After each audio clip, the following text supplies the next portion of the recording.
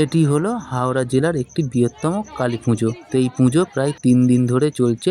আজ পুজোর শেষ দিন, আর শেষ দিনই বাল্যক ভোজনের আয়োজন করা হয়। প্রায় সারা রাত ধরেই রান্না হয়, আর সারা রাত ধরেই গ্রামবাসী বৃন্দ সাহায্য করে বিভিন্ন কাজে, সবজি কাটা থেকে শুরু করে ঢালাইকরদের হাতাহাতি সারা রাত ধরেই সাহায্য করে। আর গ্রামের লোক এই 3টে দিন খুবই আনন্দের সাথে কাটায়। দেখতেই পাচ্ছেন এখানে হাজার হাজার লোকের ভিড়, আর এখানে সব রকম সবজি প্রায় রেডি করা হয়ে গেছে, আর রান্না বান্না এখনো পর্যন্ত চলছে, কারণ প্রতি বছর প্রচুর পরিমাণ ভিড় হয়। আর কড়ার সাইজগুলো দেখতেই পাচ্ছেন কত বড় বড়। এখানে ছোট ছোট কড়াতেও ভাত রেডি হচ্ছে, কারণ প্রচন্ড পরিমাণ ভিড় হয়েছে, যার ফলে ছোট ছোট কড়াতেও ভাত রেডি করা হচ্ছে। এখানে অলরেডি 3টে 4টে কড়া বসানোই আছে।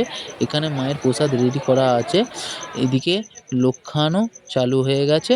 আর এখানে হচ্ছে সিস্টেম হচ্ছে, মায়ের প্রসাদ আগে রেডি করে মাকে নিবেদন করা হয়, তারপরেই দর্শনার্থীদের কাছে মায়ের প্রসাদ পৌঁছে দেয়। তো প্রত্যেক বছর এই সময় ঠিক কালী পুজোটা হয়।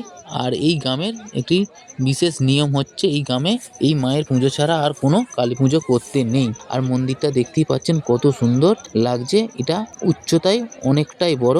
আর ঠিক মন্দিরের সাইড দিয়ে রাস্তা আছে পিছন সাইডে দিয়ে। তো এখানেই ভোগের আয়োজন করা হয়েছে।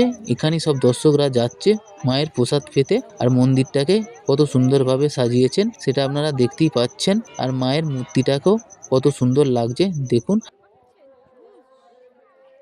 আর মায়ের এখানে একটা পাদুকা তৈরি করে দেওয়া হয়েছে, এই বছর নতুন এটা উদ্বোধন করলো। আর এখানে দেখতেই পাচ্ছেন স্টেজ করা আছে। 3 দিন ধরে স্টেজই প্রোগ্রাম হচ্ছে, বিভিন্ন ধরনের বাচ্চাদের থেকে অনেক রকমের প্রোগ্রাম হচ্ছে। আর দেখুন কি পরিমাণ ভিড় হয়। এটা হচ্ছে মায়ের মন্দিরের ফ্রন্ট সাইড।